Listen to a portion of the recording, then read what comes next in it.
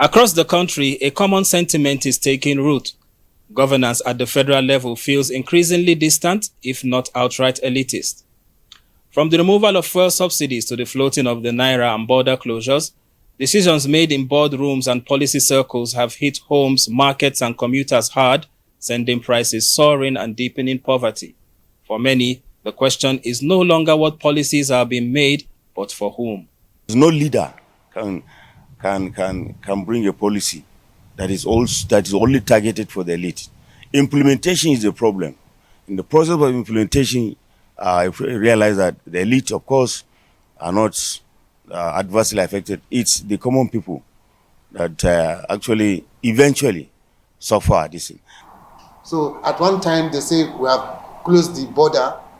They are not closing the border because they want to improve what is in here. Because there is nothing, if you look in, there are no structures that have been put in place to checkmate or to provide the alternative of what you are blocking the borders for. You are not making cars and you're blocking the borders for importation of cars.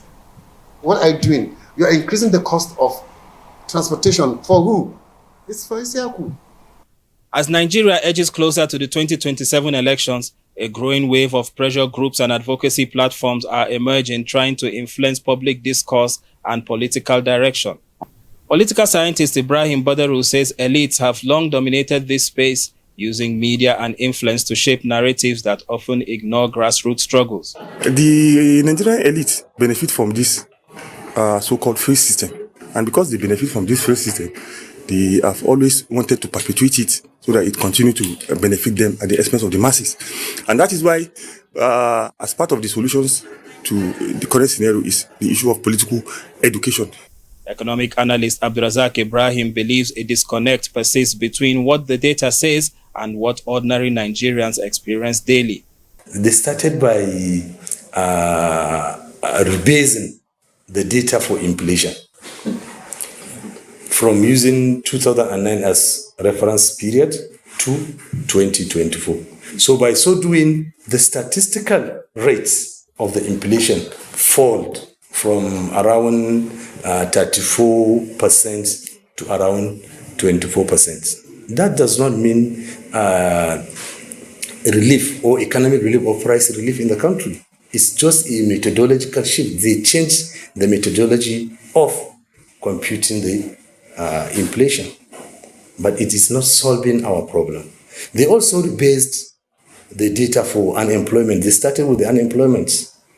Previously, unemployment in Nigeria is when somebody do not work for 20 hours in 2 weeks. In a week, he is recorded as unemployed. Today, in the new methodology, if you work for 1 hour within the last 2 weeks, you are employed.